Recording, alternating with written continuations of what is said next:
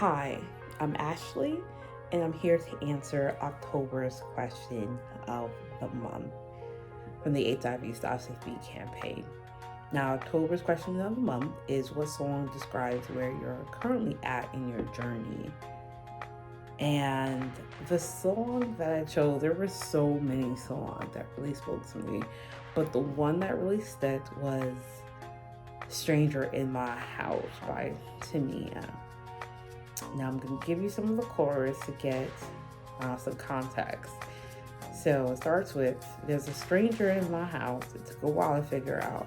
There's no way you could be who you say you are. You gotta be someone else. Because he wouldn't touch me like that. And he wouldn't treat me like you do. He would adore me. He wouldn't ignore me. So I'm convinced there's a stranger in my house. What resonated with me this is pop quiz. Tell me where we first kissed. Tell me where my spot is. Tell me if I liked it or loved it. Or could it be had or could it be that the stranger is me? Have I changed so drastically?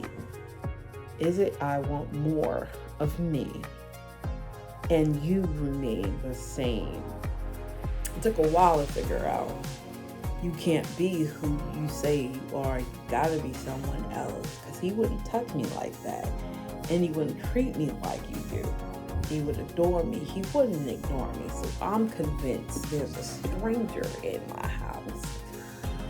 I picked this song because I felt like for so long, I thought the stranger in my house was my HIV and my HIV diagnosis. And I had to figure out like that stranger in my own house was me. Because I had to learn that like the only person that didn't live with the acceptance of my status was me. And then when I finally gained that acceptance, like, what then? Because I had gone through all these different changes of going through these phases of life, going through college, through these major relationships, through motherhood and like single parenthood, all these life changes, still not knowing who I was. Like the my HIV diagnosis was secondary to like life happening, and I still didn't know who I was. And that had to change because like life was still lifing. I didn't know how to cope with life in a healthy way. And Ashley, like myself, got lost in that. And I had to know, like, I had to learn what made me tick. I forgot, I love to laugh. I forgot that, like, I like going to the gym. I forgot, like, all these great healthy ways that made me me. I forgot, like, I like to be creative, and I used to write poetry.